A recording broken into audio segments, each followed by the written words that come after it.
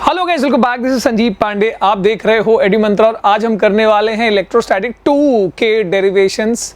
तो यहाँ पर इलेक्ट्रोस्टैटिक 2 यानी कि क्या है, पहले वाले में क्या पढ़ा था हमने, चार्जेस के बारे में पढ़ा था और पढ़ा था फील्ड के बारे में, राइट। अभी हम पढ़ेंगे पोटेंशियल और कैपेसिटेंस के बारे में। सो चैप्टर का नाम क्या होता है, इलेक्ट्रोस्टैटिक पोटेंशियल एंड कैपेसिटेंस, ठीक है। तो भाई शुरू करते हैं। सबसे पहले डायरेक्टली अब आते हैं सीधे मुद्दे पे कि भाई पहले चैप्टर में आपने जो पढ़ा था electric field intensity E, that was a vector quantity.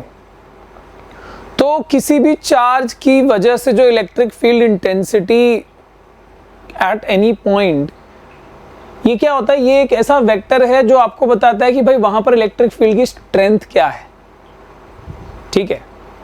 Field की उस पॉइंट पे स्ट्रेंथ क्या है, ये वाला एक वेक्टर क्वांटिटी E जो है हमको बताता। अब यहाँ पर जब हम इलेक्ट्रिक पोटेंशियल या इलेक्ट्रोस्टैटिक पोटेंशियल की बात करते हैं तो ये जो है ये भी लगभग वैसी कोई चीज बताता है, but this is a scalar quantity. Sir क्या बात कर रहे हो, वैसी चीज बता रहा तो हमने क्यों मतलब लिया, फिर एक और क्वांटिटी क्यों लिया है, ठीक है। इसकी भी इंपॉर्टेंस होगी। जैसे electric field intensity was given by force exerted पर यूनिट चार्ज ना, यूनिट चार्ज को उस पॉइंट पे रखने पे कितना फोर्स एक्सर्ट हो रहा है वो इलेक्ट्रिक फील्ड इंटेंसिटी बताता है अपने। वैसे इलेक्ट्रिक पोटेंशियल वर्ड से देख लो अब यहाँ पर पोटेंशियल, तो ये बेसिकली क्या है, समथिंग एनर्जी या वर्क से जुड़ा हुआ है, ठीक है। सो electrostatic potential V will be given by work done per unit charge. तो देखो यहाँ पर ये वेक्टर था इसलिए वेक्टर है, ये स्केलर है इसलिए स्केलर है, चार्ज तो स्केलर है ही। So work done per unit charge, वो था फोर्स पर यूनिट चार्ज। बेसिक समझ लो, पहले चैप्टर में हमने फील्ड इंटेंसिटी पढ़ा, इट इज फोर्स पर यूनिट चार्ज, यहां पर work done per unit charge. अच्छा ये बात है सर, यस ये स्केलर था, ये वेक्टर था, ये स्केलर है। इसकी यूनिट क्या है, न्यूटन पर कूलम।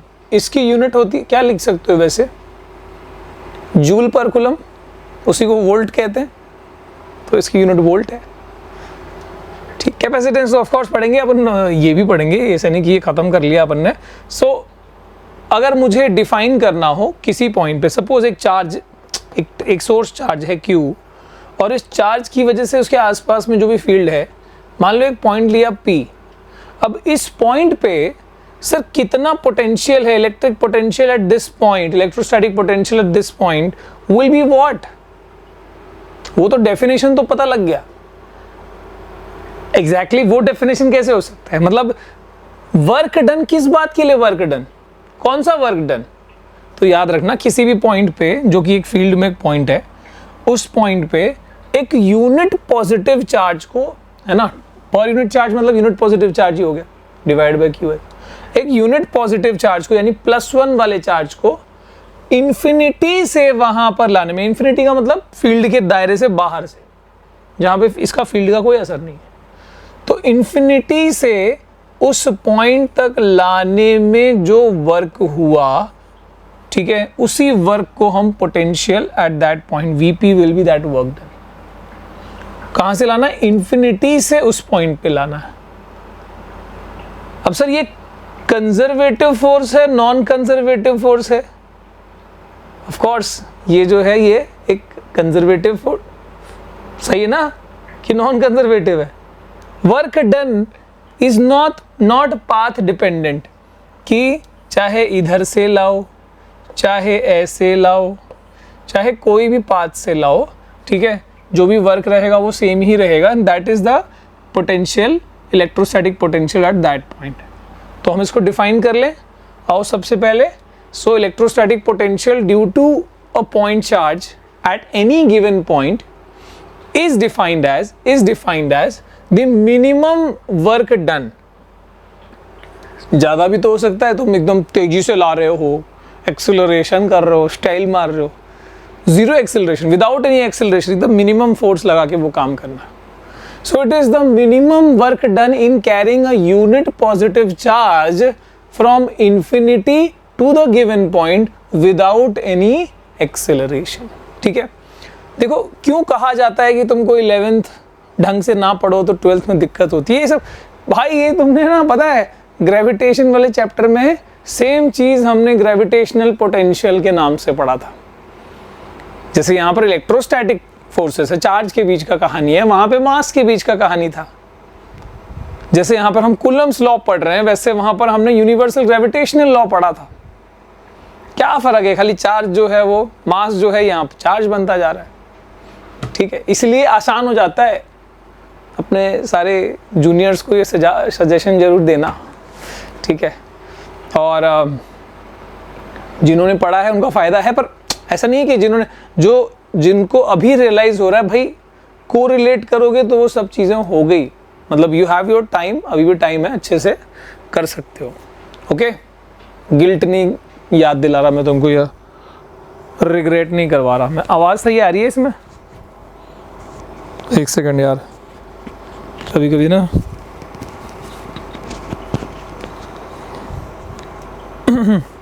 आई थिंक अभी ठीक आ रही है। दाढ़ी वाड़ी की आवाज़ ऐसे मिक्स हो जाती होगी। ओके, तो यहाँ पर हमने यार डिफाइन तो कर लिया सर, लेकिन इसको कुछ डेरिवेशन भी कर। अरे यार वही डेरिवेशन है, ले लो एक चार्ज। मतलब हमने एक पॉइंट ले लिया, मान लो ये पॉइंट है ओ। कौन सा पॉइंट है? ओ। और इस पॉइंट पे हमने चार्ज लिया क्यू, ठीक है, एक सोर्स चार्ज बोलते हैं इसको। सो अब इसके एक सर्टेन डिस्टेंस पे, मान लो कितना डिस्टेंस पे भैया, हम ये वाले डिस्टेंस पे एक पॉइंट लेते हैं P, और इस वाली पॉइंट पे इलेक्ट्रिक पोटेंशियल क्या है वो मेरे को बता नहीं रहे बाबा। कौन सी बड़ी बात है, कौन सी बड़ी बात है, तुमने हजारों बार किया है इसे, ठीक है। और कहानी में हमने क्या कहा है कि भैया इसको कहाँ से लाना है? इन्फिनिटी से लाना है। तो लाओ इन्फिनिटी से, कौन सा यहाँ पर टोल टैक्स लगने वाला है, इन्फिनिटी से ला रहे हैं, ठीक है। ओके, इस पॉइंट पे लाना है, जो वर्क होगा वो देख लिया जाएगा। And this distance, let this distance be r, जितने डिस्टेंस पे ये पॉइंट P है, दिस डिस्टेंस इज r। अब तुमको पता है ऐसी कहानियां जब होती हैं, तुमको पता है कि भाई इसमें वर्क निकालना मतलब फोर्स चाहिए, फोर्स कांस्टेंट लेने के लिए छोटा सा पहले पाथ एज्यूम करना पड़ता है। ले लो छोटा सा पाथ, कौन सी बड़ी बात है, कितनी बार किया है भाई। पॉइंट ए, पॉइंट बी, अब ए से बी तक पहले लाएंगे, उसका जो स्मॉल अमाउंट ऑफ वर्क रहेगा, क्योंकि वहां पर हम छोटा पाथ ले रहे हैं तो भाई फोर्स कांस्टेंट लिया जा सकता है, so it will be F D x. सही है। अब बात ये होती है, अब इसमें तुम सीधे सीधे वो फोर्स की वैल्यू डालोगे, कहानियां हो जाएंगी। मैं ये कह रहा हूँ कि, क्या कह रहे हो सर? तो मैं ये कह रहा हूँ कि ये फोर्स जो है यहाँ पे, ये जो फोर्स है, मतलब जब चार्ज यहाँ पर है, मतलब कौन सा चार्ज है? प्लस क्यू, +1 ना, यूनिट पॉजिटिव चार्ज। तो अपना यूनिट पॉजिटिव चार्ज फिलहाल मान लो इन्फिनिटी से इधर तक आ गया है, इधर से उधर जाना है, हमने इंटरमीडिएट पाथ लिया हुआ है। सो दिस इज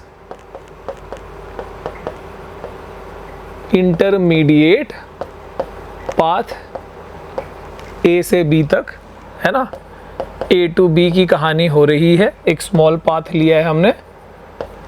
ऑलराइट, अब इसमें मेरा सवाल ये है कि ये फोर्स डॉट डिस्प्लेसमेंट होता है। अब ये बताना बहुत जरूरी है।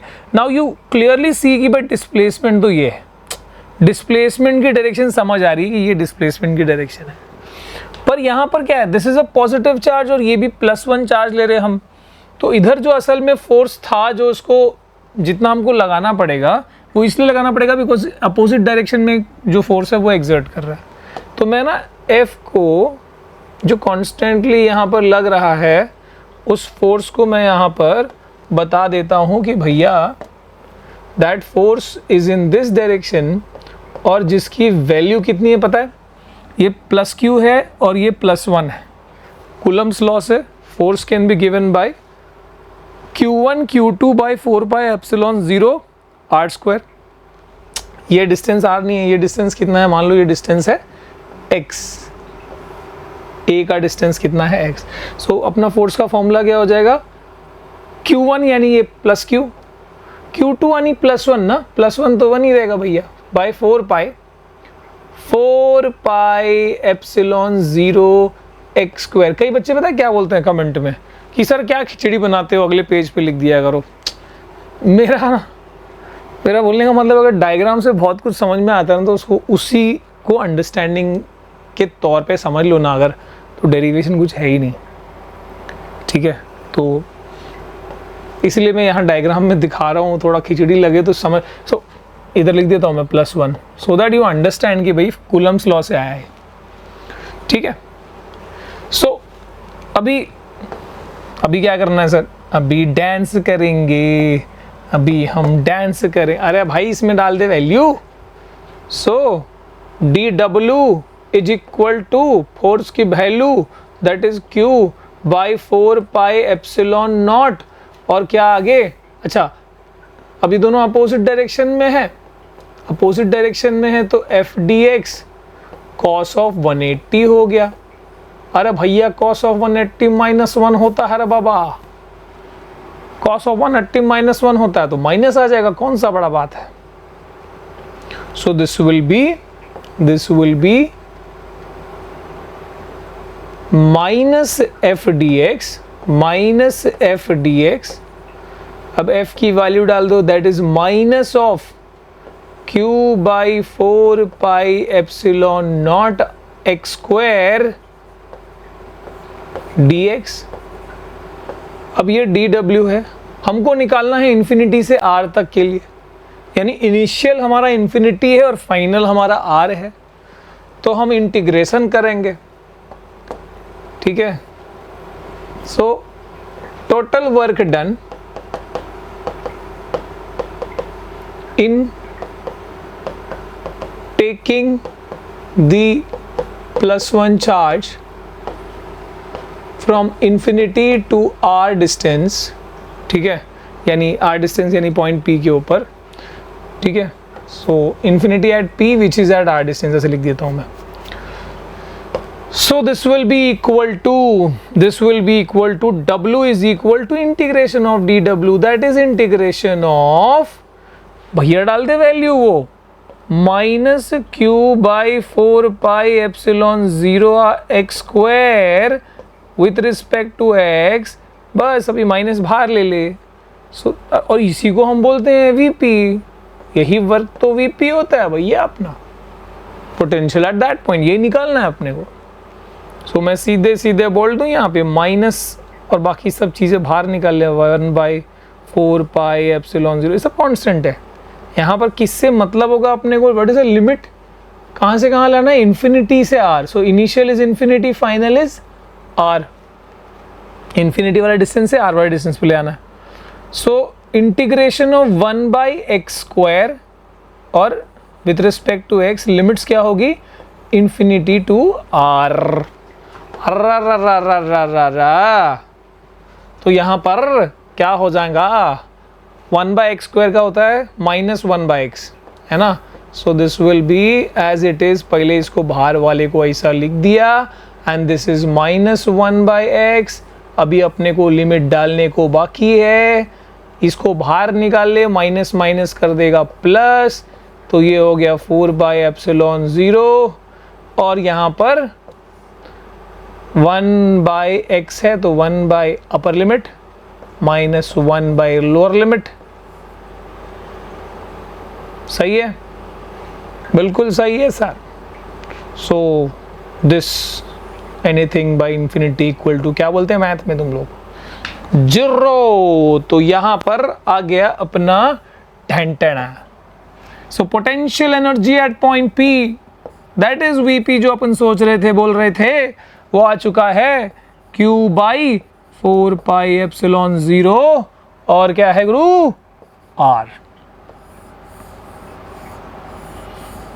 तो क्या तुमको E और R, E जो E का फॉर्मूला था वो वाला फॉर्मूला और V वाले में कुछ रिश्ता दिखाई दे रहा है, लगभग कुछ वैसे लग रहा है ना।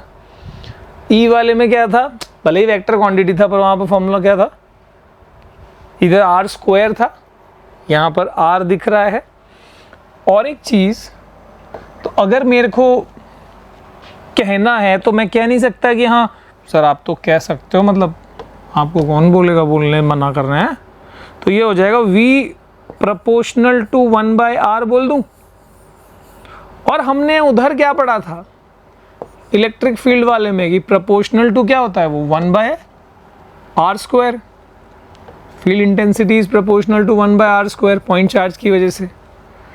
तो इन दोनों का अगर मैं ग्राफ ड्रॉ करूं, ग्राफ ड्रॉ किया अगर, तो इधर v प्रोपोर्शनल टू 1/r है, ठीक है, मतलब ड्रॉप होगा कुछ ऐसे, है ना, ड्रॉप हो रहा है। e प्रोपोर्शनल टू 1, इसका स्लोप खतरनाक होगा भाई, 1/r² है, मतलब दिस इज v, ठीक है, यहाँ पर r है। अगर मैं e का ग्राफ बनाऊं यहाँ पे, इसी पे, e खतरनाक फॉल होगा भाई, e खतरनाक फॉल होगा, e खतरनाक फॉल होगा, सही लग रहा है, ठीक है। तो जिनको ग्राफ में दिक्कत हो रही है उसके लिए मैंने अभी बहुत सारे शॉर्ट्स भी बना रहा हूँ, और पहले भी मैंने वीडियोस बनाए हैं, अगर समय हो तो देख लिया करें, ऐसी सब चीज़ें बड़ी ज़रूरी होती हैं। ओके, सो दिस इज, अच्छा पोटेंशियल का मैंने बता दिया, यूनिट क्या, of course it is volt, joule पर कूलम या फिर वोल्ट। अरे पढ़ा है ना 10th में पोटेंशियल, अच्छा वैसे तुमने पोटेंशियल डिफरेंस पढ़ा है, दैट इज अनदर थिंग, वो आगे देखेंगे अपन, पर potential difference V is equal to W/Q, work done per unit, यहीं से आया वो सारा कंसेप्ट।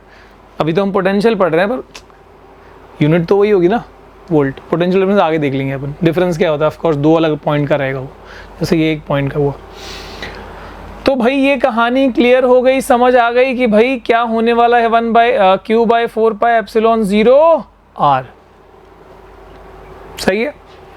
अब अगर पोटेंशियल ये है तो पोटेंशियल डिफरेंस क्या होना चाहिए, पोटेंशियल डिफरेंस सिर्फ 2 पॉइंट्स के बीच में होना चाहिए। फॉर एग्जांपल जैसे पॉइंट, हमने एक पॉइंट P बोल दिया था, दूसरा पॉइंट अगर इसी में मान लो एक पॉइंट Q बोल देते, तो P से Q पे ले जाने के लिए, दोनों फील्ड वाली पॉइंट है, P से Q तक ले जाने में कितना वर्क डन हुआ without acceleration, that minimum work will be potential difference between those points, है ना। फिर VQ minus VP, final minus initial, वो करके सारा भाई।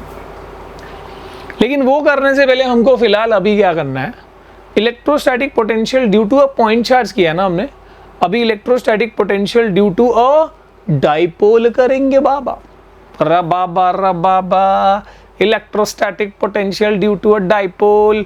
बोले तो एक डाइपोल लेना पड़ेगा रे बाबा, तुमको पता है ना डाइपोल क्या होता है, यू नो ना मुन्ना, रमना को मुन्ना होगा तो ऑफेंड नहीं होना रे बच्चा, वाह मजा आता है। प्लस Q,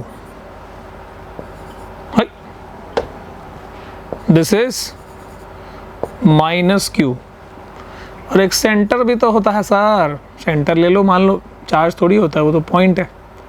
मान लो इस पॉइंट को हमने O कह दिया, क्या बोल दिया, O, और ये अपना A, और A कितना होता है 2A, जैसे ये A है, ये A है, इसको A लिख दूं, इसको A लिख दूं, कोई शिकायत तो नहीं होगी तुमको।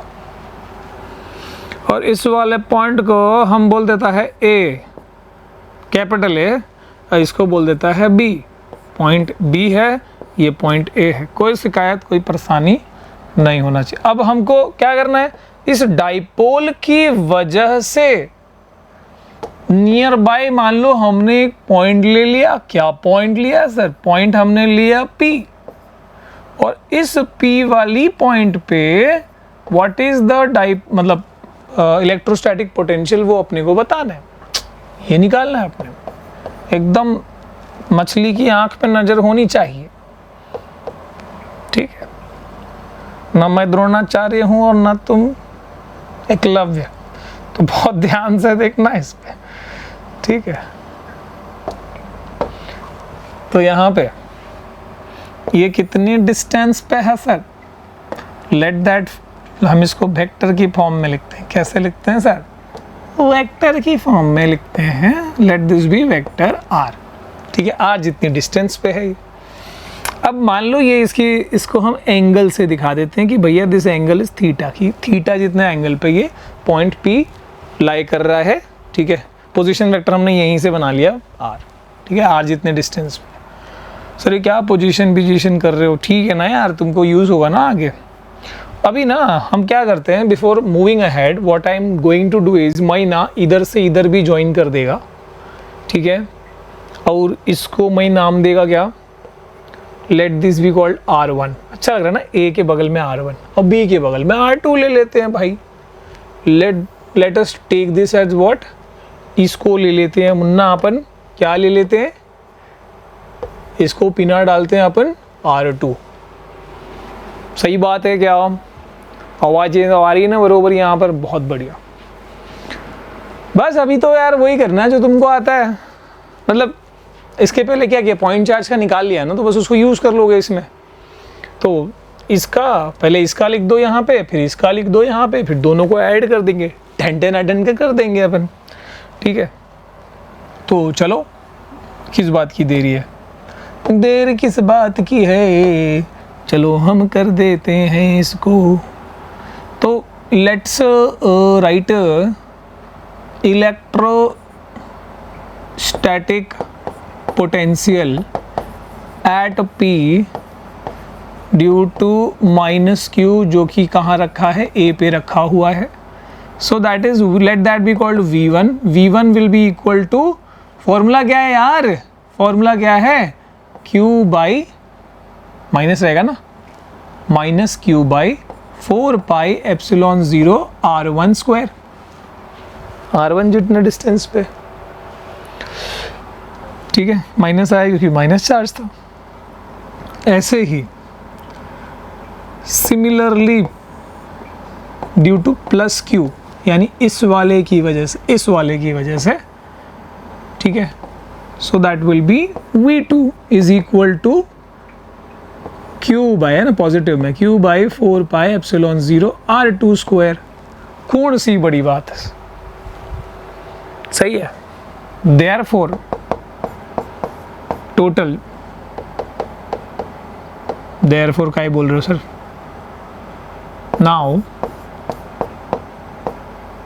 नाउ बोल के नॉट लिखता हो, ऐसा कौन है रे भाई। Now total electric potential at P due to minus and plus Q will be, V is equal to क्या हो जाएगा बेटा, V1 प्लस V2 होगा यार, ये नहीं समझा इसमें यार सुपर पोजिशन प्रिंसिपल लगा दे, कौन सी बड़ी बात है, सुपर बाय प्रिंसिपल ऑफ, है ना, ये क्या है, due two of point charge है ना। अगर मान लो सिस्टम ऑफ चार्जेस हैं, बहुत सारे चार्जेस हैं, तो ये लिख दूं इधर, सर इधर नहीं, अगले एक पेज पे लिख दो यार, आप ना बड़ा खिचड़ी बनाते हो यार। चलो इधर दिखा देता हूँ कि मान लो तुम्हारे पास ये है तुम्हारा point P and you have number of charges Q1, Q2, Q3, Q4 up to Qn, ठीक है। डिस्टेंसेस है R1, R2, R3, R4 up to Rn, सही है। तो इस पे सिर्फ मतलब वही है यार, सेम है, मतलब इसमें क्या है, electrostatic potential at a point due to number of charges, बहुत सारे चार्जेस।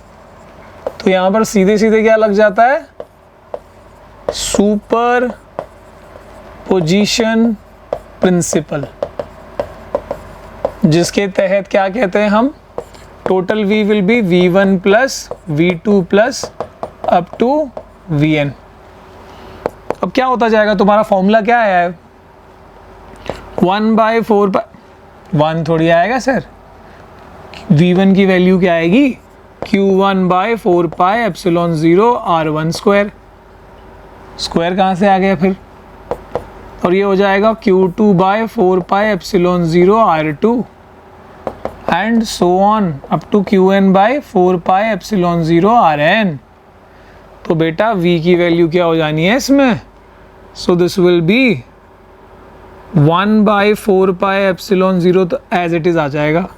और यहाँ पर समेशन ऑफ QI/RI आ जाएगा, I ranging from 1 to n। ये कहानी हो गई सुपरपोजिशन प्रिंसिपल के हिसाब से, है ना। ऐड करते जाओ, समेशन का मतलब वही ऐड करते जाओ। अब इसको तुम चाहो तो वेक्टर फॉर्म में भी लिख सकते हो। सर ये वेक्टर तो है ही नहीं, तो वेक्टर फॉर्म में लिख क्यों सकते हैं? अरे लिख क्यों नहीं सकते यार? पोजीशनल वेक्टर के हिसाब से अगर तुम दिखाना चाहो तो दिखा सकते हो, QI/, अभी वो RI जो भी R1 R2 है उसका मॉड लेना है बस हमने को, तो वेक्टर डाल के से मॉड दिखा दो यार, क्या दिक्कत है? I लिखो या I0 लिखो, I लिखो या I0 लिखो, बात एक ही है, ठीक है। जैसे R1 लिखा है हमने, R2 लिखा है, तो उस हिसाब से मैं RI लिख रहा हूँ, I ranging from 1 to n। ये वेक्टर नहीं बना अभी भी, क्योंकि तुमने मॉड ले लिया है यहाँ पे, ठीक है। आगे सर वो कहाँ गया जो हम कर रहे थे? अरे आ गया ना बेटा, सुपरपोजिशन प्रिंसिपल से हम ये ऐड कर रहे हैं, मतलब it's very simple, very obvious, पर बता दिया भैया ने तो बोलते कि नहीं बताया आपने। तो ये क्या हो जाएगा, therefore v is equal to बाकी सब निकाल लूँ कॉमन, Q/4πε0 कॉमन निकल गया, और इधर माइनस है इधर प्लस है, तो 1/R2 square minus 1/R1 square लिख सकता हूँ मैं। इसको इक्वेशन 1 बना लो, ऐसे तो इसको 1 2 बनाना चाहिए था, ठीक है यार, मतलब इतना भी क्या तुम ना करो, इतना गिला कि जो भी है कोशिश करने वालों की, देख रहे हो, वाह, इसको भी कर लो, क्यों छोड़ दिया। ठीक है, तो अभी अपन चलते हैं आगे, कहाँ, जिंदगी में। तो जिंदगी, अभी देखो इसको ना वैल्यूज डालनी है अपने को, और ये सब इतना जो तामझाम किया है ना, R1 R2 को हमको R में बदलना है बस, और कुछ नहीं है ना, क्योंकि हमको लॉजिकली ये डिस्टेंस दिया होगा, थोड़ी ना ये R1 R2 दिया रहेगा सवालों में, ठीक है। तो ट्रायंगल लॉ लगाएंगे सर। ट्रायंगल लॉ में आपको दिख रहा है कि एक, पहले ये नीचे वाले ट्रायंगल को देखो, ये A है, ये R है, और ये R1 है। तो ट्रायंगल लॉ में देखो ये दोनों सेम ऑर्डर में है, तो आप कह सकते हो कि vector A plus vector R is equal to vector R1। R1 resultant बन गया इसमें, तो मैं R1 के टर्म्स में से लिखना चाहता हूँ, कोई दिक्कत ही नहीं है। तो देयरफॉर अभी रिजल्टेंट का फॉर्मूला क्या है, रिजल्टेंट मैग्नीट्यूड का फॉर्मूला क्या होता है? अरे P plus Q, vector P plus vector Q is equal to vector R वाले में फॉर्मूला क्या था? √P square plus Q square plus 2PQ cos theta, right. तो यहाँ पे वही √, क्यों? क्योंकि मैं R लिख रहा था, R स्क्वायर क्या होगा, R square will B √P, तब रूट नहीं आएगा, तब P square plus Q square. तो वैसे यहाँ पर R1 स्क्वायर क्या हो जाएगा, इट विल बी, ये तुम्हारा P और ये Q हो गया, तो A square plus R square plus 2AR cos theta. सही है, अरे एकदम सही है, सही है। अब ये तो मैंने नीचे वाले ट्रायंगल की बात बताई, ऊपर वाले ट्रायंगल में क्या होगा, R2 की बताओ भैया। अब देखो इसमें ट्रायंगल लॉ कैसे लगेगा, देखो ये A है तुम्हारा, ये R2 है, दिस इज योर रिजल्टेंट। यहाँ पर रिजल्टेंट R है तुम्हारा, है ना, क्योंकि these are same in same order, तो इसमें ये रिजल्टेंट हो गया, यानी इधर पे R is equal to vector A plus vector, लेकिन मेरे को लिखना R2 के फॉर्म में, क्योंकि मेरे को सब्स्टिट्यूट R2 के फॉर्म में करना, तो भाई कर लो, R2 will be equal to R minus है ना, ये इधर आ जाएगा, तो वेक्टर R माइनस वेक्टर है। इसको अब लिखो तो again R2 square will be what, resultant का स्क्वायर क्या हो जाएगा, so it will be R square plus A square plus 2AR, plus नहीं आएगा सर इसमें, बाकी सब चीज़ें सही है, खाली ये क्या आएगा, माइनस 2AR cos थीटा, ठीक है।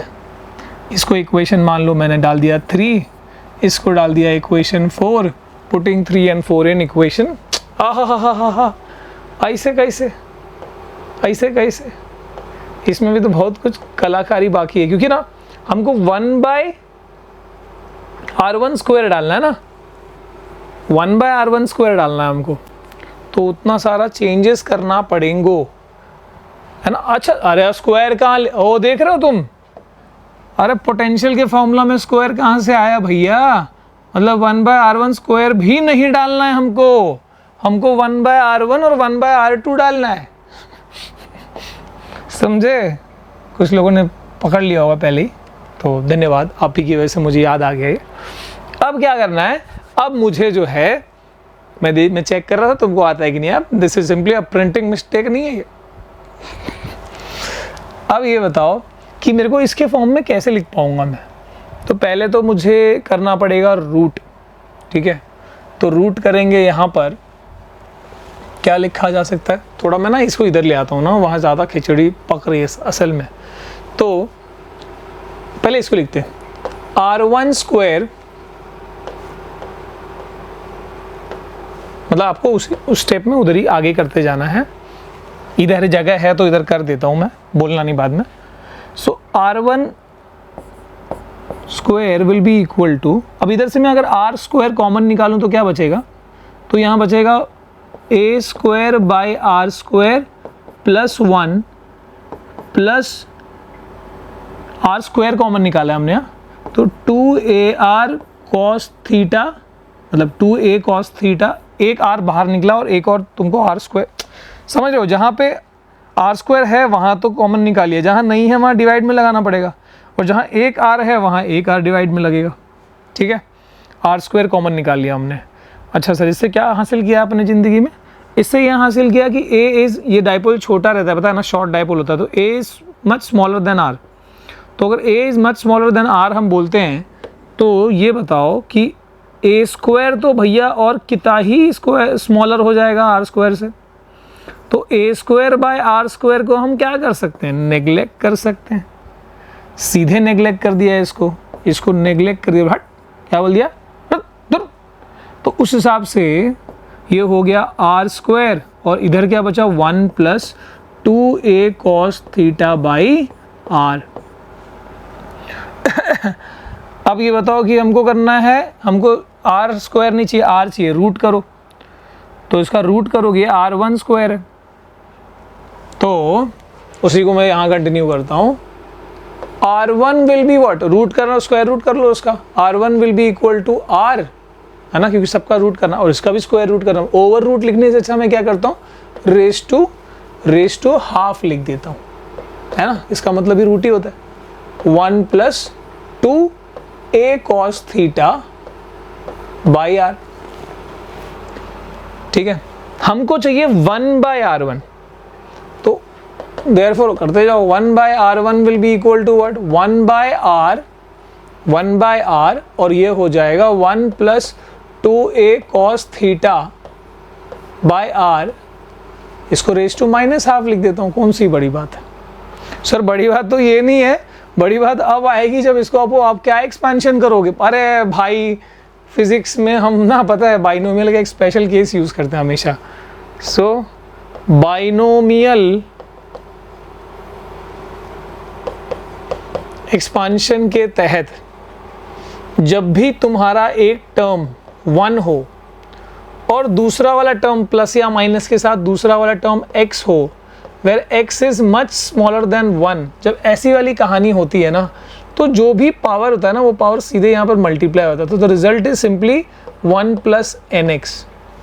तो यहाँ पर भी हमारा एक टर्म 1 है और दूसरा टर्म लेस देन 1 क्यों है, बहुत 1 से छोटा क्यों है, क्योंकि आप समझ सकते हो कि a is much smaller than r, तो a by r will be much smaller, काफ़ी छोटा हो जाएगा a बाय r इसमें, इसलिए हम सीधे माइनस हाफ को यहाँ पे मल्टीप्लाई कर सकते हैं। सो मेरा 1/r1 will be equal to 1/r 1 plus, अब ये प्लस है कि माइनस लिखूंगा ना, माइनस हाफ, और आगे क्या है 2a cos theta by r, समझ रहे हो ना, 2a cos, इसको मत देखो यार,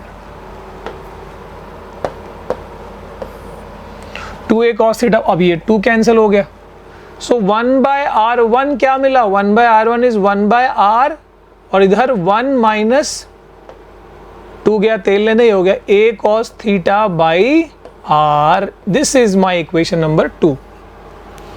और मैं लिख दूंगा सिमिलरली, मुझे वो करने की भी जरूरत है। सिमिलरली इतना स्टेप मैं तुम्हारे लिए दिखा रहा हूं, नहीं दिखाया किताबों में। सिमिलरली अब देखो इसमें और इसमें अंतर क्या था, ये इक्वेशन और ये इक्वेशन में सिर्फ यहां पे प्लस की जगह इधर क्या था, माइनस था। तो हमारा ये जो इक्वेशन है 1/r2 कैसा दिखेगा, 1/r, यहां पर 1 इधर माइनस है तो इधर क्या हो जाएगा plus a cos theta by r।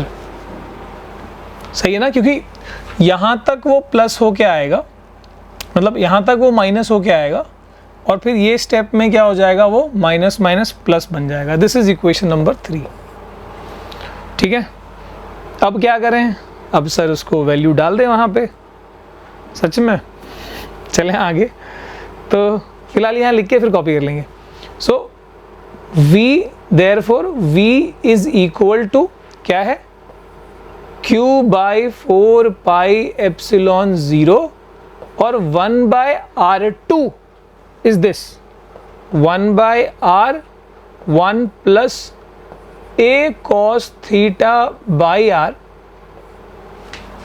ठीक है, माइनस 1/r1 क्या है, और कोई जल्दबाजी नहीं करने का इस सब डेरिवेशन में, 1 minus a cos theta by r। सही है, अब क्या हो जाएगा सर, 1/r तो बाहर निकालो यार, सीधे 1/r को बाहर निकालो, q/4 पाई एप्सिलॉन 0 के साथ ये दोनों का 1/r, यहाँ पे 1/r यानी नीचे की तरफ r बन गया, और अंदर क्या बचा, ध्यान से देखना, अंदर बचा है 1 plus a cos theta by r। अब ये माइनस साइन है तो इधर जाएगा तो ये -1 हो जाएगा, इधर जाएगा तो ये plus a cos theta by r बन जाएगा। ये माइनस और ये माइनस है ना, +1 -1 कैंसिल हो गया, और ये क्या बन गया, a cos theta by r और a cos theta by r, 2a cos theta by r। अब मैं आराम से लिख देता हूँ नेक्स्ट पेज पे, यानी v will be equal to q/4 pi epsilon 0 r, और इधर क्या बचा है 2a cos theta by r। So what is my formula now, क्या था वो, अरे डाइपोल की वजह से r जितने डिस्टेंस पे जो पॉइंट है वहां पर पोटेंशियल क्या होगा, उसी के लिए हम निकाल रहे थे। This was your plus q, this was your minus q, जिनके बीच में एंगल था थीटा, ये अपना 2a था। ठीक है, so this is equal to, अब क्या हो गया, q into 2a cos theta by 4 pi epsilon 0 r square. अब देखो q इंटू 2a क्या होता है, q इंटू 2a होता है dipole moment p। So this potential at this point will be, ठीक है, डाइपोल मोमेंट, ये वो वाला पॉइंट p नहीं है, dipole moment p and cos theta आ गया अपना, ये formula. Okay, so this is the formula for potential at a point due to dipole. अब ना ये बताओ कि अगर वो पॉइंट एक्सियल लाइन पे होगा, मतलब डाइपोल का एक्सिस ऐसे, अगर वो पॉइंट इधर होगा बिल्कुल इसी के सीध में, तो थीटा कितना हो जाएगा 0, कॉस ऑफ 0 कितना होता है 1।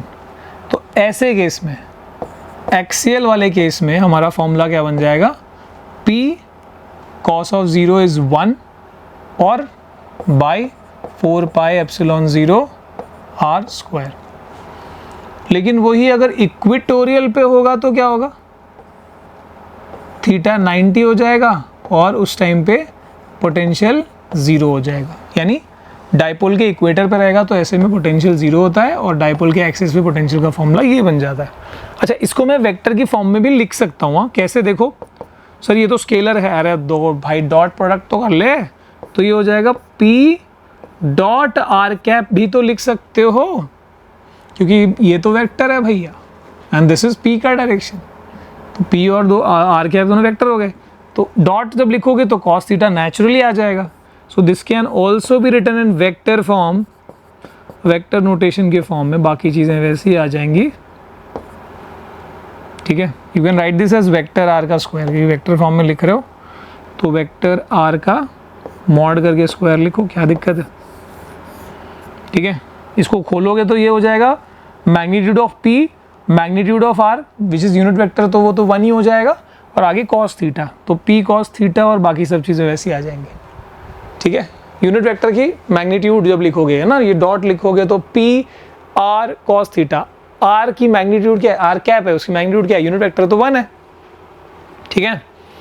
तो यहाँ पर कहानी हो गई, हमने इलेक्ट्रिक पोटेंशियल तो सीख लिया सर, पॉइंट का भी देख लिया फॉर्मूला हमने इसका भी देख लिया, डाइपोल का भी, सिस्टम ऑफ चार्ज का भी देख लिया हमने, n नंबर ऑफ चार्जेस है तो उसका भी देख लिया हमने सुपरपोजिशन प्रिंसिपल से। अब ये बताओ पोटेंशियल एनर्जी क्या होता है, तो वही बताया जैसे मैंने, potential energy, electric potential energy will be, तुम एक और चार्ज को वहाँ पे, जो मैंने यूनिट चार्ज कहा था ना, वहाँ पे गिवन चार्ज आ जाएगा, क्या आ जाएगा, गिवन चार्ज। हमने क्या बोला था, इन्फिनिटी से एक +1 चार्ज को एक पॉइंट पे लाने में कितना वर्क डन हुआ, वही होता है potential at that point. Potential energy का फॉर्मूला, ये सब चीज़ें तुमने ग्रेविटेशन चैप्टर में 11th में पढ़ी थी, जिसने नहीं पढ़ी थी वो एकदम जले पे नमक टाइप होता होगा, बट क्या करें यार, बोलना पड़ता है, बच्चा रिलेट कर पाएगा ना इससे। तो पोटेंशियल को V से लिखा है, पोटेंशियल एनर्जी को U से लिखा है। पोटेंशियल एनर्जी इज, जो ये यूनिट चार्ज बोला ना, उसको करेंगे गिवन चार्ज, मतलब +1 चार्ज को, +Q चार्ज को हम यहाँ से यहाँ लाएंगे। मतलब मान लो कि एग्जिस्टिंग जो सोर्स चार्ज है उसको मैंने कहा Q1, तो ये हो जाएगा मान लो Q2, तो Q2 वाले चार्ज को यहाँ से यहाँ लाने में कितना वर्क डन हुआ। तो इट इज़ सो सिंपल यार, मतलब तुमने ये वाला वर्क निकाल लिया है ना, ये वाला वर्क निकाल लिया है, क्या है फॉर्मूला इसका, अरे बोल, आर जितने डिस्टेंस बढ़े फॉर्मूला, Q1/4πε0r, है ना, ये चार्ज को हमने Q से Q1 बना दिया, सोर्स चार्ज। अब अगर यूनिट चार्ज का ये है, 1 कूलम को लाने में इतना वर्क हुआ है, तो 5 कूलम को कितना लगेगा, इंटू 5 करोगे, Q2 कूलम को कितना लगेगा, इंटू Q2 करोगे।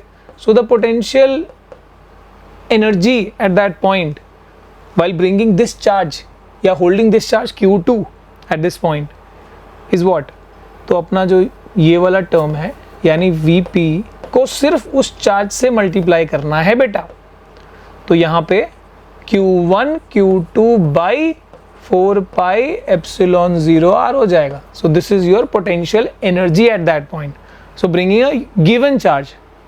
और सेम चीज़ फिर वो सुपरपोजिशन प्रिंसिपल के, मतलब n नंबर ऑफ चार्जेस के लिए भी यही लगेगा, है ना, सब कुछ। तो ये वाला जो डेरिवेशन है, potential, electric potential energy, electrostatic potential energy, ये मैं तुम्हारे लिए छोड़ता हूँ, सिंपली दिस, ठीक है। जीवन में ये सब चीज़ें लॉजिकली करो भैया। अगला है potential energy of a dipole in an external field. चलो भाई, ये मज़ा आता है, हाँ? ये एकदम खटाखट होता है, ये हमने ले लिया रे बाबा, एक्सटर्नल फील्ड ले लिया, सही लग रहा, नहीं लग रहा। अभी हम क्या लगाएंगे, बुद्धि, ठीक है।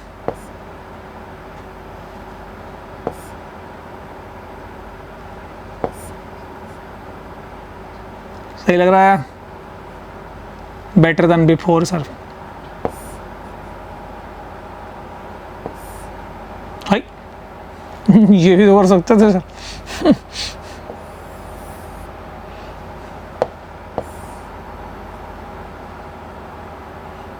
ओके चलो, अब इसमें सो दिस इज क्या है भाई, ये इलेक्ट्रिक फील्ड है, मजाक नहीं है, यूनिफॉर्म इलेक्ट्रिक फील्ड है ये। सो this is a uniform electric field, मान लो इसको हमने E कह दिया। अब यूनिफॉर्म एक्सटर्नल फील्ड के अंदर हमने जो डाइपोल रखा है, कहाँ रखा है सर, कहाँ, कुछ भी बोलते हो, यहाँ रखा है भाई, तुमको दिख नहीं रहा था, ये याद आ रहा होगा, पिछले डेरिवेशन में, पिछले चैप्टर में हमने ऐसा कुछ मिलता जुलता टॉर्क के लिए फॉर्मूला निकाला था हमने, ठीक है। तो टॉर्क का आया था, क्या आया था, P क्रॉस E आया था ना, डाइपोल मोमेंट और इलेक्ट्रिक फील्ड का क्रॉस प्रोडक्ट था ये। आवाज़ आ रही है, हाँ सही है, जिसमें तुम्हारे E और 2A के बीच में जो एंगल था वो थीटा था, राइट। तो ये सब चीज़ें तुमने करी है यार। This is minus Q, suppose इसको अपन ने ये इस तरफ जा रहा है ऐसा कुछ कर रहे हैं, मतलब दिस इज माइनस की तरफ, हाँ ये प्लस क्यू है, ये माइनस क्यू है, ठीक है। तो ऐसा अपन दिखा रहे हैं। अभी मुझे करना क्या है वो इम्पोर्टेंट है यार, मुझे निकालना है potential energy. I am more concern about potential energy. तो पोटेंशियल एनर्जी निकाल लेंगे ना यार। Potential energy is nothing but work done. और रोटेशन में वर्क क्या होता है, तो पहले स्मॉल अमाउंट के लिए कर लो, छोटा सा डिस्प्लेसमेंट के लिए। तो रोटेशन वाले में डी डब्ल्यू हमको निकालना है, डब्ल्यू ऐसे, वो धमाल वाला डब्ल्यू नहीं। हम क्या करेंगे, पहले डी डब्ल्यू निकालेंगे। डी डब्ल्यू विल बी एक छोटा सा डिस्प्लेसमेंट, मान लो तुमने हल्का सा डिस्प्लेसमेंट कर लिया डी थीटा, है ना। तो work is equal to force into displacement. वैसे रोटेशन वाले में क्या होता है, work is equal to torque into angular displacement, ठीक है। टॉर्क का फॉर्मूला मेरे को याद आ रहा है, मैंने बताया अभी ना, पी कॉस थीटा पढ़ा था हमने, ठीक है, इनटू डी थीटा। तो ये हो गया तुम्हारा क्या, डी डब्ल्यू। अब इसी हिसाब से सारा जो है ना, इसको क्या करना है हमको, इसी को इंटीग्रेट करना भी है, गेटिंग दिस पोटेंशियल एनर्जी, ठीक है। तो बस that potential energy will be what, simply integration of this dw, that is integration of pe cos theta with respect to theta, थीथा। अब ये थीथा जो है u is equal to क्या हो जाना है, p बाहर आ जाएगा और इंटीग्रेशन ऑफ क्या आ जाए, अरे यार cos लिख रहा हूं मैं, p cos थीटा थोड़ी होता है यार, क्रॉस प्रोडक्ट है इसका, तो क्या आता है, साइन थीटा होता है यार। इतनी सारी चीजें गलत कर दी सर आपने।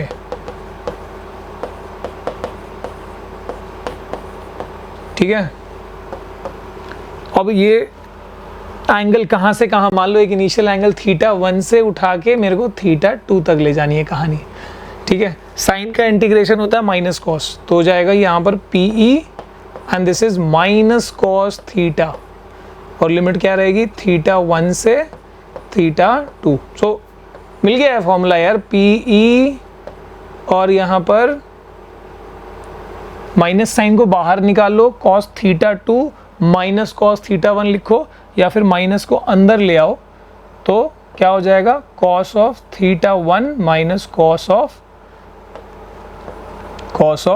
Theta 2। This is your formula, ठीक है। अब इसमें भी क्या होता है कि हम एक ऐसे लेते हैं कि initial, let this initial angle, initially this भी परपेंडिकुलर, तो थीटा 1 को theta 1 is equal to pi by 2 ले लिया अगर, और थीटा 2 को थीटा 2 ही रखा या थीटा बना दिया, तो ऐसे केस में हमारा क्या हो जाना है formula. So this potential energy का formula due to external field on a dipole will be P E cos of theta 1 कितना है, कॉस ऑफ 90, कॉस 90 कितना होता है, कॉस 90 0 होता है ना, तो ये 0 हो गया, एंड फिर उसके बाद क्या आ रहा है, minus cos of theta. So this will be minus PE cos theta, ये फॉर्मूला हो गया आपके ई का। तो आइदर राइट दिस, या फिर क्योंकि ये इस चीज़ को हम पी डॉट ई लिख सकते हैं, तो this is U is equal to minus vector P dot vector E, ये अपना फॉर्मूला हो गया, ठीक है। Let's move ahead. Capacitance of a parallel plate capacitor, भैया कैपेसिटर, कैपेसिटेंस, तो बेसिकली इसका अगर वर्किंग प्रिंसिपल का बात किया जाए, करता है ये this is also called condenser. इसका काम क्या होता है, चार्ज को स्टोर करना।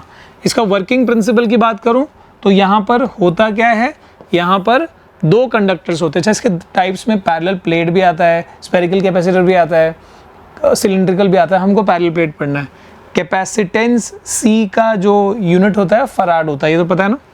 अच्छा, वर्किंग प्रिंसिपल ये है कि भाई इसमें एक इंसुलेटेड कंडक्टर होता है, so one is insulated conductor, और इस इंसुलेटेड कंडक्टर की कैपेसिटी, चार्ज को स्टोर करने की कैपेसिटी बढ़ाई जाती है बाय यूजिंग अनदर कंडक्टर जो कि अर्थड है, ठीक है। ये जो दूसरा कंडक्टर है उसको अर्थिंग किया हुआ होता है। ऐसा है कि आप जब इसको चार्ज देते हो, मतलब जो आपने यहाँ चार्ज सेंड किया है, मान लो प्लस चार्ज यहाँ पे सेंड किया हुआ है, तो what is this plus charge, मान लो ये चार्ज को अपन ने कितना बोला, प्लस क्यू, तो ये पॉजिटिव चार्ज क्या कर रहा है, इधर इस कंडक्टर के नेगेटिव चार्ज को अपनी तरफ पकड़ रहा है, अपनी तरफ पकड़ रहा है मतलब अपनी तरफ अट्रैक्ट कर रहा है। तो अगर अपनी तरफ नेगेटिव अट्रैक्ट किया मतलब इसके दूसरे साइड में क्या हुआ, ऑफ कोर्स पोलैरिटी बन गई, पॉजिटिव यहाँ पे आ गया। अब ये सारा पॉजिटिव क्या हो जाएगा, अर्थ हो जाएगा, अर्थिंग में चला जाएगा। और ये क्यों नहीं चला गया सर, क्योंकि ये फ्री थे मूव करने के लिए, इनको कोई पूछ नहीं रहा था, लेकिन माइनस को तो ये पूछ रहा है ना भैया, ध्यान दे रहा है पूरा, ये पूरा ठीक है, ये तो अर्थिंग में चला गया। Okay, so now you have to plates, minus Q और प्लस क्यू चार्ज वाला, दोनों का एरिया मान लो सेम है, एरिया इज ए, दोनों के बीच में डिस्टेंस है डी, ठीक है। और जो यहाँ पर इलेक्ट्रिक फील्ड होगा भैया, पता है ना कि अब एक प्लस एक माइनस है तो इलेक्ट्रिक फील्ड होगा, uniform electric field, let that be E. और इनके बीच में क्या है, वैक्यूम है, हमने क्या लिया हुआ है, वैक्यूम लिया हुआ है। ओके, ये बताओ सरफेस चार्ज डेंसिटी क्या दी जा सकती है, सिग्मा इज इक्वल टू, ऐसे इसका माइनस होगा इसका प्लस होगा, so this sigma is equal to, sigma ही ढंग से नहीं लिख रहा हूं मैं, चार्ज पर यूनिट एरिया, ठीक है। तो इसको मैं ऐसे रख देता हूँ साइड में, ठीक है। हमने एरिया ऑफ प्लेट्स भी लिख दिया, दोनों का ए है, डिस्टेंस दोनों के बीच में डी है। Okay, late this be called plate number 1 और इस वाले को मैंने प्लेट नंबर 2 कह रहा हूँ। ओके, अब यहाँ पर एक बेसिक प्रिंसिपल याद रखो कि जितना आप चार्ज देते हो उतना ही पोटेंशियल डेवलप होता जाता है। यानी आपको एक बेसिक रूल ये पता है कि Q is proportional to V, और इसके लिए यहाँ पर कॉन्सेप्ट में क्या आ जाता है कैपेसिटर के, therefore Q is equal to, एक कॉन्स्टेंट लग जाएगा, C इंटू V, और इसी को बोलते हैं कैपेसिटेंस। यहीं से जन्म होता है कैपेसिटेंस का, जिसकी यूनिट फराड, माइक्रो फराड, ऐसा सब लिखा जाता, ठीक है। So Q is equal to C into V। अच्छा, फिर यहाँ पर भी आप अलग अलग कलाकारियाँ कर सकते हो, Q is equal to C into V है, तो इसको हम एनर्जी वाले टर्म में हम आगे देख लेंगे, चलो ठीक है। तो अब इसी कॉन्सेप्ट को यूज़ करके sir what I can do with this capacitance of a parallel plate capacitor, क्या मेरे को कोई फॉर्मूला मिल सकता, अरे क्यों नहीं मिलेगा यार, ठीक है। तो अभी शुरू करते हैं अपनी कहानी। तो उसी से स्टार्ट करूँ मैं, Q is equal to C into V, C into V, ठीक है। अब देखो इलेक्ट्रिक फील्ड E है और डिस्टेंस इसके बीच में D है, तो पता है पोटेंशियल डिफरेंस इलेक्ट्रिक फील्ड और ये डिस्टेंस कैसे कनेक्टेड होते हैं, V is equal to E into D, वेद, ये याद रखो, इनकी भी distance V is equal to E into D, सीधे डाल दूँ यहाँ पे, so Q is equal to C into, ये क्या हो गया, E इंटू डी, बढ़िया, ठीक है। इक्वेशन 1, ठीक है, फ्रॉम 1, जो भी लिखना है यार तुमको, बस क्योंकि एक स्टेप में आंसर आ रहा है मेरा। अब क्या मैं इस charge sigma is equal to Q by A है, sigma is equal to Q by A है, अब इसमें मैं इलेक्ट्रिक फील्ड वाले टर्म को, मतलब इफ़ आई वांट, मेरे को यहाँ पर फॉर्मूला चाहिए कैपेसिटेंस का, पूरा ध्यान रहे कि मेरे को फॉर्मूला चाहिए कैपेसिटेंस का, ठीक है।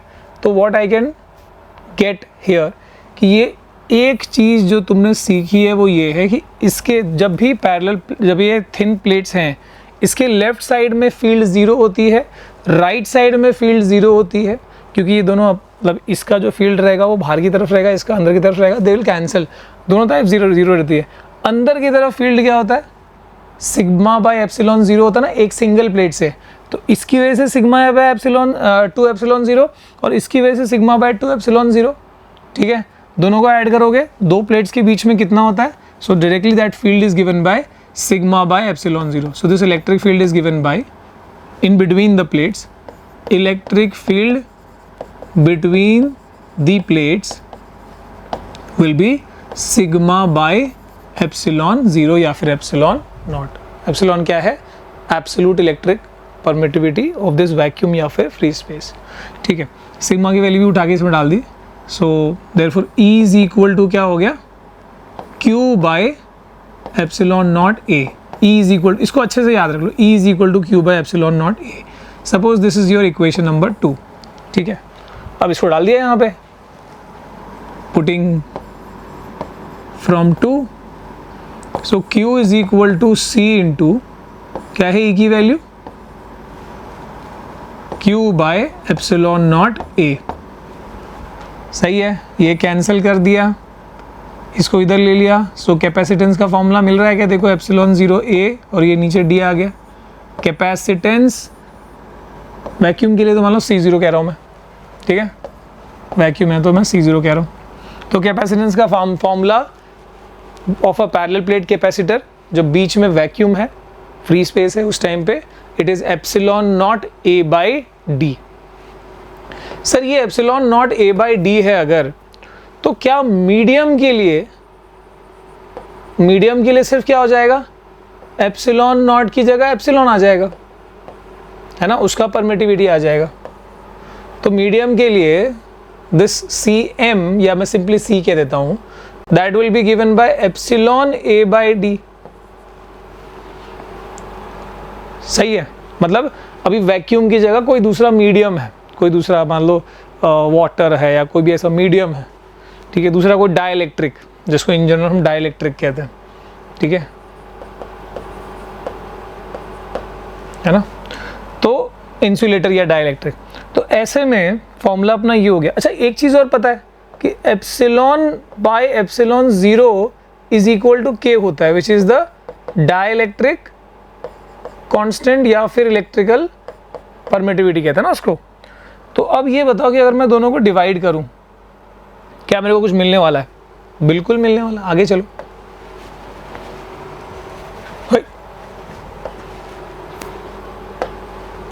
तो what I will do is C is equal to epsilon 0 A by D। सही है, एप्सिलॉन A बाई D ना, और C not is equal to epsilon 0 A by D। A by D क्या कर रहे बाई D, डिवाइड ही, तो क्या हो जाएगा, C by C not is equal to, बाकी सब कैंसिल हो जाएंगे, एप्सिलॉन बाई एप्सिलॉन नॉट। ठीक है, इसको अपन K बोलते हैं।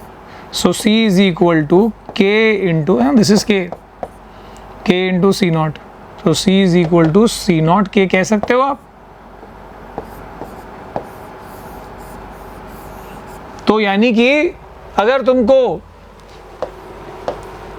कैपेसिटेंस पता है वैक्यूम का, तो तुमको बोला है कि मान लो वैक्यूम की जगह उसमें वाटर डाल दिया है जिसका डाइलेक्ट्रिक कांस्टेंट 81 होता है, तो वाटर डालने के बाद उसकी कैपेसिटेंस कितनी होगी? तो वाटर डालने के बाद कैपेसिटेंस होगी C not into K, that is C not into 81। तो इस तरीके से तुम जो है डाइलेक्ट्रिक का भी निकाल सकते हो। पर सर पार्शियल, अगर डाइलेक्ट्रिक पूरी तरह से भरा हुआ नहीं है, पार्शियली है, तो क्या होगा, वो भी कर लेते हैं। तो मान लो कि तुम्हारा जो प्लेट्स है, अब मैं वो सब नहीं दिखा रहा, इसके बीच में एक स्लैब डला हुआ है। अब ऐसे भी हो सकता है कि ये स्लैब या तो कंडक्टिंग हो, कंडक्टर हो, या तो फिर ऐसे हो सकता है कि ये स्लैब क्या हो, डाइलेक्ट्रिक हो। मतलब किसी मेटल का स्लैब भी हो सकता है या प्लास्टिक या रबर का भी हो सकता है। तो कंडक्टर है, उस टाइम पे क्या हो जाएगा, कंडक्टर के केस में E की वैल्यू क्या होती है, 0 होती है इनसाइड द कंडक्टर। ठीक है, बेसिक्स ऑफ दिस इलेक्ट्रोस्टैटिक्स। तो कंडक्टर वाले केस में E इक्वल टू क्या हो जाता है, इनसाइड द कंडक्टर। ठीक है, इसके इनसाइड में E इक्वल टू 0 होता है। अगर E इक्वल टू 0 होता है तो हमारा फॉर्मूला क्या है वैसे, बताओ जरा, फॉर्मूला क्या है, C is equal to epsilon not A by D, तो मान लो इसकी थिकनेस है टी, तो और टोटल जो डिस्टेंस है वो डी है, तो हमारा जो कैपेसिटेंस बचेगा वो सिर्फ इन दोनों का डिफरेंस कितना है, डी माइनस टी, मतलब ये वाला स्पेस और ये वाला स्पेस, ये दो स्पेस की वजह से ही वो कैपेसिटेंस अपना काम कर पाएगा, यानी कि C is equal to epsilon not A by D minus T हो जाएगा बस। ठीक है, सीधी सी बात ये है, कंडक्टिंग वाले में सीधे ऐसे हो जाना। अब क्योंकि उसमें इनसाइड में E की वैल्यू 0 थी, तो जो भी E था वो ये वाला, ये दोनों E का असर दिखने वाला था। ठीक है ना, एप्सिलॉन नॉट A बाय, सही है, ओके। अभी डाइलेक्ट्रिक की बात कर रहे हैं हम, डाइलेक्ट्रिक है तो वहाँ पर भैया उसका अपना खुद का इलेक्ट्रिक फील्ड उसके अंदर वो बनाया होगा। तो मान लो बाहर की इलेक्ट्रिक फील्ड को मैं अब मैं बाहर की इलेक्ट्रिक फील्ड को मैं क्या कहने जा रहा हूँ, मैं कहने जा रहा हूँ E नॉट, बाहर वाला E नॉट है। ठीक है, now I am calling it as, जो हम E कह रहे थे अब मैं उसको E नॉट कह रहा हूँ। तो ऐसे में अंदर वाले को मैं E कह रहा हूँ क्योंकि उसने अपना खुद का इलेक्ट्रिक फील्ड उसमें पोलराइजेशन से तैयार हुआ है, अंदर वाले को E कह रहा हूँ मैं। पर आप एक बात याद रखना कि इस E नॉट और E का भी आपस में रिश्ता है, E is equal to E not by K, बस ये याद रखना, E is equal to E not by K. ठीक है, if you want you can, वो डाइलेक्ट्रिक कांस्टेंट के हिसाब से तुम ये निकाल भी सकते हो, E is equal to E not by K. ठीक है, अब मैं लिखता हूँ कि मेरा जो कैपेसिटेंस होगा वो कितना रहेगा। तो पहले बाहर वाले का लिख लेता हूँ मैं, ठीक है, या मैं इन जनरल ऐसे लिखता हूँ कि this E is equal to, ये बताओ, अब मैं जैसा जो मेरा फॉर्मूला है C is equal to epsilon 0, तो C is equal to epsilon 0 A by, now what is my distance. ठीक है, या फिर मैं अगर शुरुआत वहाँ से करना चाहता हूँ जहाँ पे हमने वो पैरेलल प्लेट वाले में करा था, कहाँ से किया था, so this was the basic ना, E is equal to Q by epsilon 0, Q by epsilon 0 A। ठीक है, ये था एक, और अपना एक ये था, और एक यहाँ पे, तो मैं यहाँ से शुरू करता हूँ। ठीक है, Q is equal to C not E into D. ठीक है, या Q is equal to CV से करें, चलो वहीं से करते हैं। ठीक है, स्टार्ट वहीं से करते हैं क्योंकि फिर वो थोड़ा, so Q is equal to CV। अब ये V क्या होता है, V नॉर्मली सर ED होता है वैसे, पर यहाँ पर ED वाली कहानी थोड़ी अलग है। क्या है सर ED वाली कहानी, तो यहाँ पर देखो ED वाली कहानी इज E इंटू या E नॉट इंटू, अभी इसको भूल जाओ स्लैब को, पहले बाहर का बताओ। तो D माइनस टी ना, बाहर वाला एरिया कितना है, D माइनस टी, तो E not into D minus T plus, है ना, E इंटू डी। तो E इंटू डी मैं लिख रहा हूँ पर दो पार्ट्स में है, पहले मैंने सिर्फ फ्री स्पेस का लिख दिया, अब मैं उस पार्शियल उसका लिखने जा रहा हूँ। तो उसका कितना है, E इंटू उसका थिकनेस क्या है T, तो E इंटू टी। सही है, अगेन E को मैं क्या लिख सकता हूँ सर, E को लिख सकते हो E नॉट बाई के। तो देखो अब इसमें से बहुत कुछ होने वाला है, D minus T plus E not by T. अब इन सब में से E को अगर मैं बाहर निकालूं तो क्या बचेगा, D minus T plus T by के। इफ़ यू वांट इसमें से भी तुम ऐसे निकाल सकते, बट ठीक है अभी फिलहाल मैं इसको नहीं छेड़ रहा हूँ। So this is my V का वैल्यू।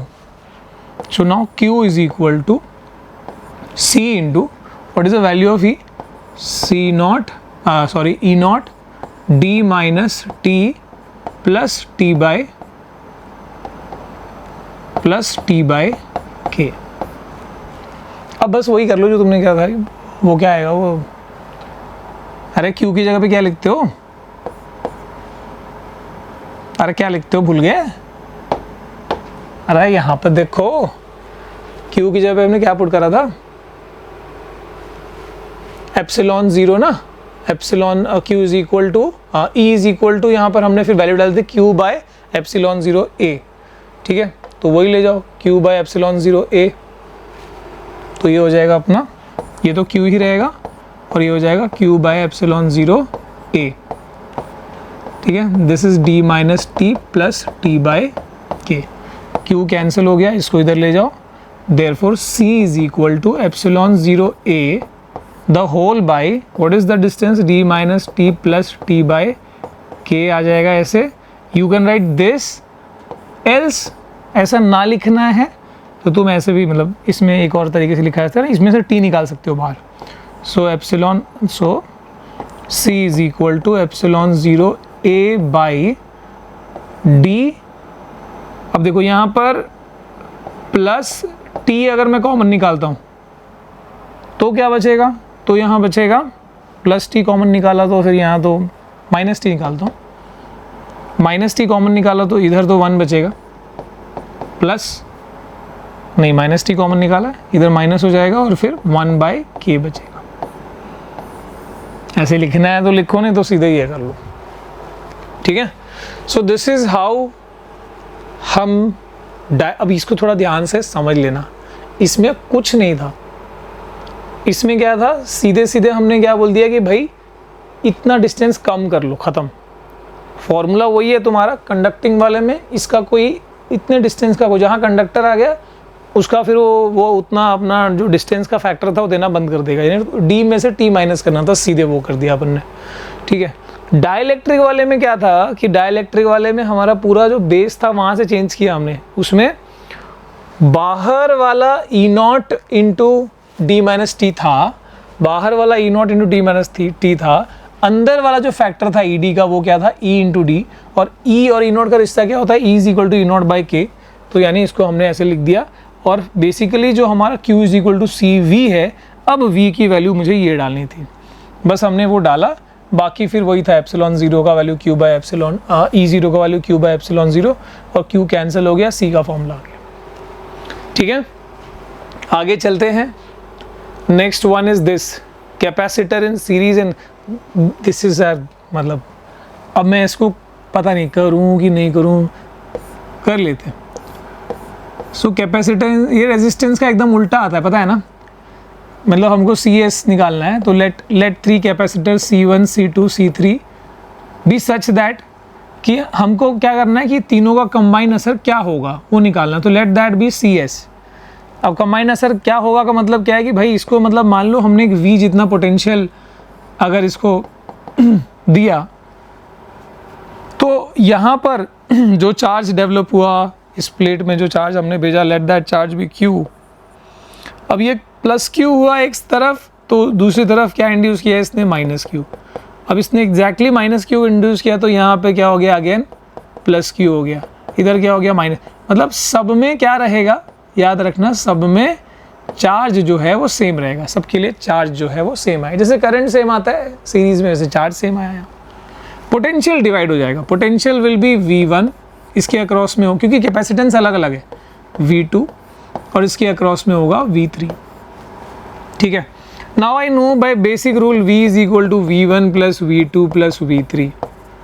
अब भैया यहाँ पर, अच्छा यहाँ पर भी हमारा सेम है कि भाई मैं बोल रहा हूँ इक्विवेलेंट की बात कर रहा हूँ, तो मतलब कि एग्जैक्टली उतना ही मेरे को वो वाला कैपेसिटेंस निकालना है जो एग्जैक्टली उतना ही चार्ज बना pi by the same potential, ठीक है।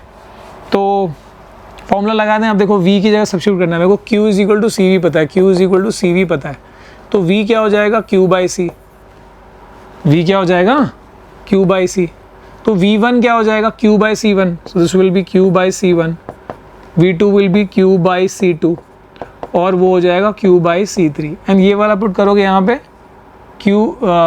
V will be Q by CS ना, तो this is Q by CS, Q cancel हो गया यहाँ पे, सीरीज का फॉर्मूला मिला 1 by CS is equal to 1 by C1 plus 1 by C2 plus 1 by C3 and so on, ठीक है। और ऐसे यहाँ पर करोगे, अगर पैरेलल वाले में सेम कहानी अप्लाई करोगे, जीवन के सफ़र में सवारी चाहिए, ला ला ला ला ला ला ला ला ला ला ला ला ला ला ला ला। 2 पॉइंट्स के बीच में है C1 C2 C3, common point मतलब पैरेलल में लगाया तो सबके पोटेंशियल्स क्या हो जाएंगे, सेम हो जाएंगे।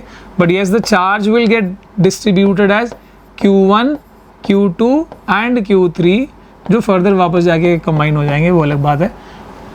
एंड आई वांट ऑब्वियसली कि मेरे को कैपेसिटेंस पैरेलल वाला इक्विवेलेंट निकालना, तो CP निकालना है जो एग्जैक्टली क्या करे, उतना ही पोटेंशियल या उतना ही चार्ज ड्रॉ कर पाए विद द सेम पोटेंशियल। ठीक है, सो इस वाले में हमारा बेसिक क्या रहेगा, Q is equal to Q1 plus Q2 plus Q3। सही है, अब Q is equal to CV होता है, डायरेक्टली डाल दो CPV हो जाएगा इसमें, CPV है ना। यहाँ पर Q1 क्या हो जाएगा, C1V plus C2V plus C3V, V सब में से कैंसिल हो गया। So CP is equal to C1 plus C2 plus C3 and so on. यानी बिल्कुल रेजिस्टेंस वाले जो केस था 10th में पढ़ा था उसका एकदम अपोजिट आया इसमें। ठीक है, so this is series parallel की कहानी। और एक डेरिवेशन जो है वो निकाल दिया गया सिलेबस से, which is the energy stored in capacitor, but the formula is useful always. तो E is equal to half QV half CV square और half Q square by C। ठीक है, तो इसी के साथ आज के समाचार होते हैं समाप्त। आई होप कि ये चैप्टर का ना मतलब मुझे ऐसा फील होता है, या तुमको भी फील होता है, कमेंट में बताना कि ये कर लेने से लगभग चैप्टर खत्म। मतलब इसके बाद क्या बचता है, वो जो भाई डाइलेक्ट्रिक कैसा बिहेव करता है या इक्विपोटेंशियल सरफेसेस क्या होता है, ऐसे कुछ चीज़ें जो है, कुछ डेफिनेशंस है वो आपको पढ़ लेने, मतलब which will hardly take I think आधा 1 घंटा लगेगा, इसके अलावा ख़त्म। ठीक है, तो और ऐसा भी नहीं है कि हमको कंसेप्ट नहीं समझ में आ रहा, basics you have with you. Okay, फिर भी किसी को दिक्कत हो रहा है तो कमेंट में बताना, मुझे मज़ा आ रहा है करने में। एंड यस, और क्या अगला टॉपिक कौन सा चाहिए कमेंट बताओ। मिलते हैं अगले वीडियो में, टिल देन बाय बाय, जय।